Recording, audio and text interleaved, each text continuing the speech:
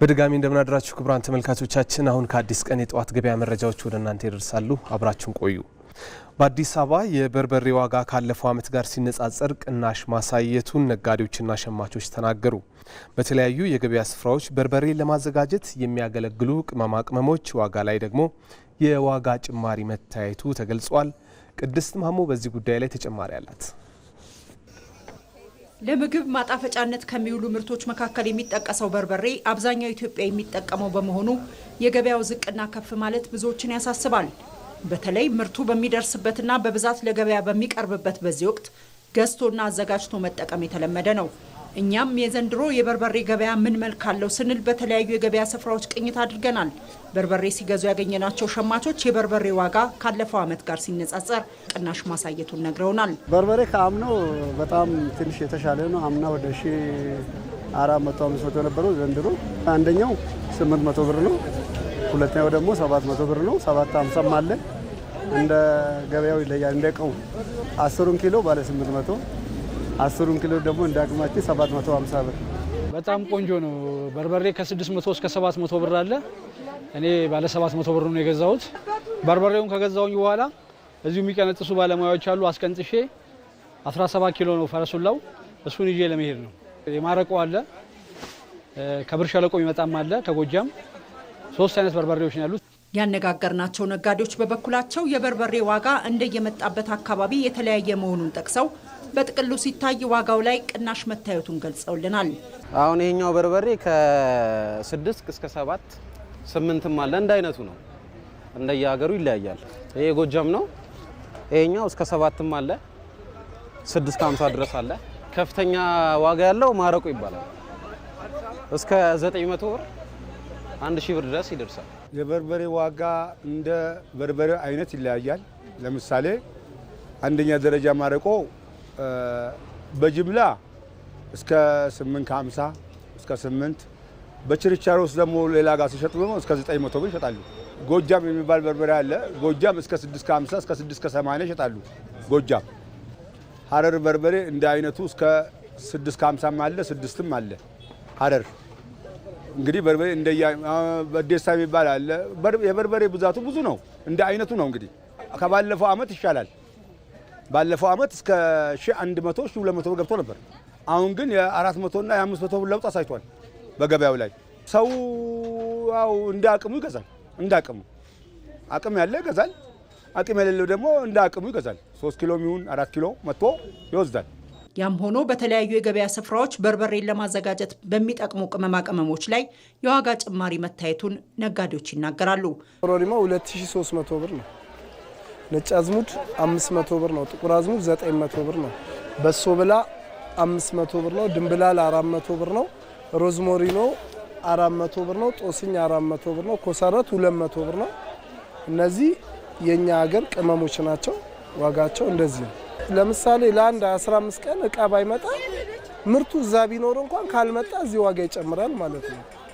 ምክንያቱም ያው ለኛ የሚሸጡልን ሰዎች ሲጨምሩ እዚህ ችርቻሮ ላይ ይጨምራል እንጂ አሁን ይሄ ነው የሚባለው ምክንያት የጨመረበት የለም። ምርቱ የለም እንዳልሽ ያው እየመጣ ነው። ግን አንዳንዴ ዋጋ ምክንያት ራሱ የለውም። እኛ የምናውቀው ምክንያት የለም፣ ይጨምራል። በመርካቶ ሾላ፣ ተክለ ሃይማኖት በርበሬ በረንዳና መሳለሚያ ያህል በረንዳ የገበያ ስፍራዎች በቂ የበርበሬና የቅመማ ቅመም አቅርቦት መኖሩን ለመመልከት ችለናል። የበዓል መዳረሻ ወቅት ሲደርስ በተለያዩ አካባቢዎች የሚዘጋጁ ኤግዚቢሽኖችና ባዛሮች አስፈላጊ ምርቶችን በአንድ ቦታና በተመጣጣኝ ዋጋ ለማግኘት እድልን ይፈጥራሉ። ለነጋዴዎችም ሰፊ የገበያ እድል እንደሚፈጥሩ ይስተዋላል። መጪውን የገና በዓል ምክንያት በማድረግ በኤግዚቢሽን ማዕከል ደማቅ ባዛር እየተካሄደ ይገኛል።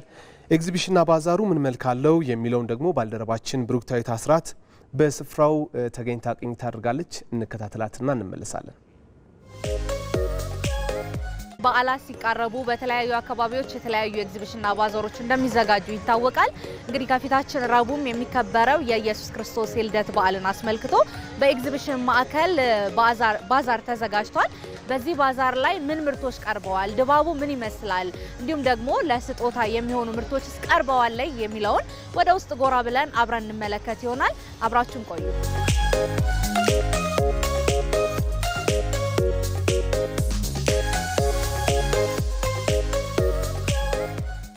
ነው።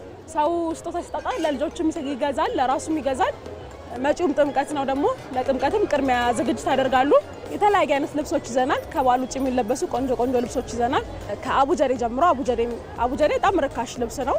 እሱ ነው ከ500 ብር ጀምሮ እስከ 15000 ብር ቆንጆ ቀሚስ። አሁን 15000 ብር ምልሽ 30 እና 40 ሺህ ብር የሚሸጡ ልብሶች ናቸው። አፍሪካን ድሬስ የሚባሉ የአበሻ ነገር ሆኖ እንደ አፍሪካ ድሬሶች አሉ። የልጆች ደግሞ ምርጥ ልብሶች አሉ።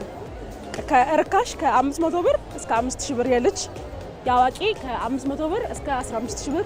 ለእምነቱ ተከታይ ናችሁ እንኳን ለጌታችን ለመድኃኒታችን ለኢየሱስ ክርስቶስ የልደት በዓል በሰላም አደረሳችሁ እላለሁ። በዓሉ የሰላም፣ የጤና፣ የፍቅር፣ የመተሳሰብ ያድርግልን።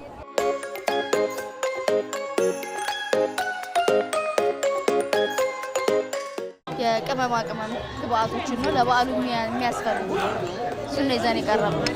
ኮረሪማ፣ ቆንጆ በርበሬ፣ ሚጥሚጣ፣ የቅቤ ማንጠሪያ፣ መከለሻና ማቁላያ እና ዳጣ የወላይታ እና ስናፍጭ። ካምናው ዘንድሮ ቀዝቃዛ ነው እና ያው በመጠኑ አሪፍ ነው፣ ምንም አይደለም።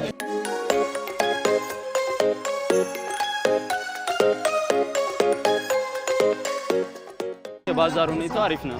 እስካሁን እየሞቀ ነው ያለው። በዚህ ሳምንት አሪፍ ነው። የአየር ሁኔታውም አሪፍ ነው። እኛ ያስገባናቸው እቃዎች ደግሞ ለበዓል የሚሆኑ ለጊፍት የሚሆኑ እቃዎችን ያስገባናቸው እና ለበዓል ማቴሪያሎችን ኢምፖርት ናቸው፣ ከውጭ የገቡ እቃዎች ናቸው እና ማቴሪያሎች ደግሞ ወርቁ አይሰበር ማክላሪክ ናቸው። ዋጋችን ደግሞ በተመጣጣኝ ዋጋ ናቸው። በዚህኛውም ሲሆን ሳይዙ ከፍ ያለ ነው። በዚህኛው 2200 ሳይዛቸውን የጠበቁ ናቸው። በዚህኛው ሲሆን ደግሞ 1700 ሌላ የወጥ መውጮች አሉ።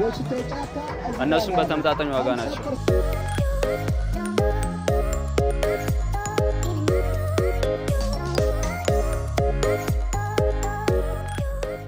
እቃው ደህና ነው። ዋጋው የህዝብን አቅም ያገናዘበ ነው። የፈለግነውን እቃ በተመጣጣኝ ዋጋ አግኝቻለሁኝ ብዬ አስባለሁ። ያው የልደት በዓል እንደመሆኑ የስጦታ በዓል እንደመሆኑ እኔም የተወሰኑ የስጦታ እቃዎችን ሸምቻለሁ። ቆንጆ ነው። እንግዲህ ዛሬ የስራ ቀን እንደመሆኑ ግን ያለው የሰው ብዛቱ ያለው እንቅስቃሴ በጣም ቆንጆ ነው። መላውን የኢትዮጵያ ህዝብ ሀገራችንን ሰላም ያርግልን። እንኳን አደረሰን። መልካም በዓል ይሆንልን።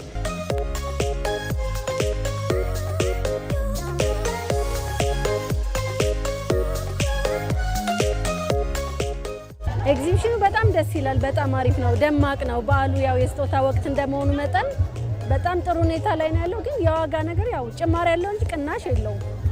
ግን እቃ የፈለግሽውን እቃ የማግኘት ፕሮባቢሊቲው ሰፊ ነው በጣም።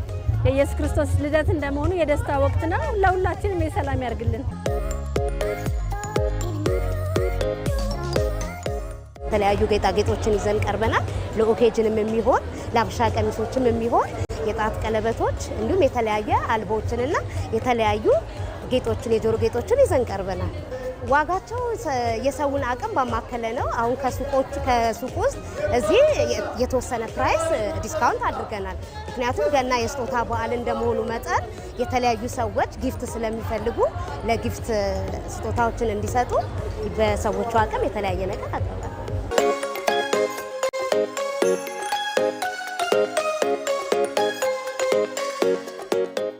ተመልካቾቻችን በኤግዚቢሽን ማዕከል የነበረን ቆይታ ይህን ይመስል ነበር። አብራችሁን ስለነበራችሁ እናመሰግናለን። እኛም ከወዲሁ መልካም የኢየሱስ ክርስቶስ የልደት በዓል እንዲሆን እንመኛለን። ሰላም።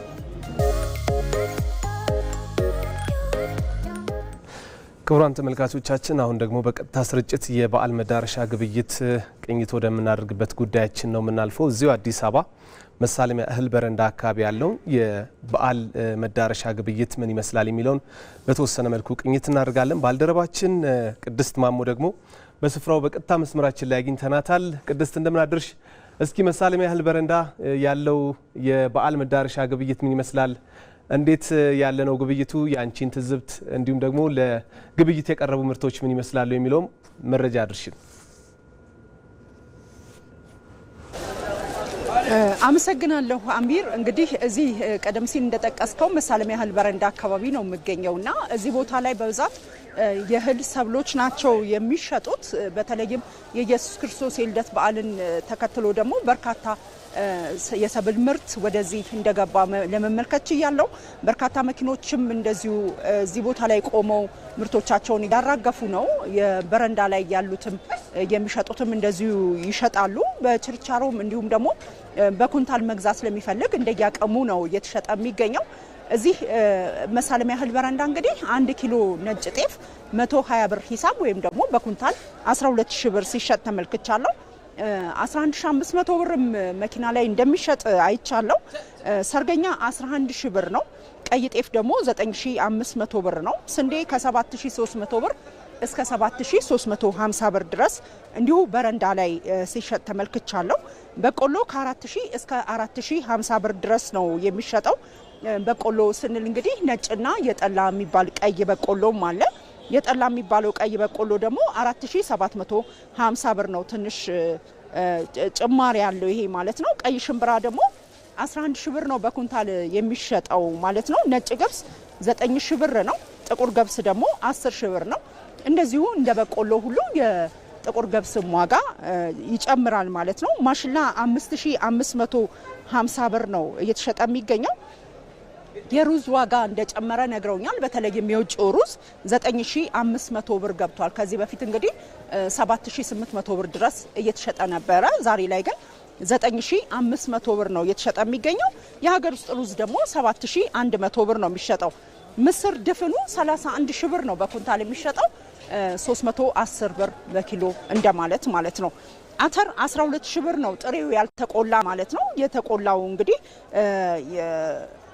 ከ15000 ብር አካባቢ እንደሚሸጥ ተመልክቻለሁ። ባቄላም ጥሬው ያልተቆላ 11500 ብር ነው የሚሸጠው።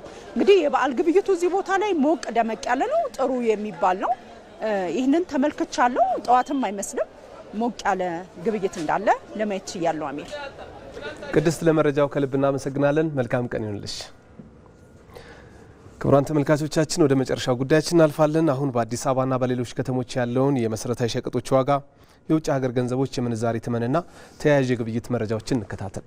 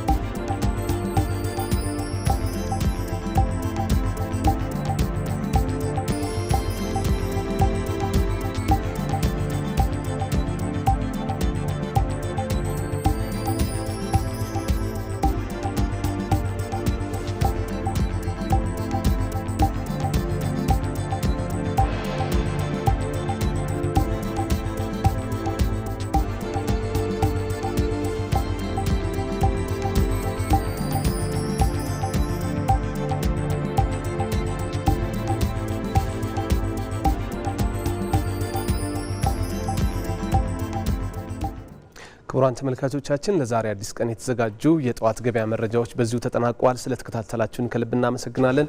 በያላችሁበት ጥሩ ቀን ይሁንላችሁ።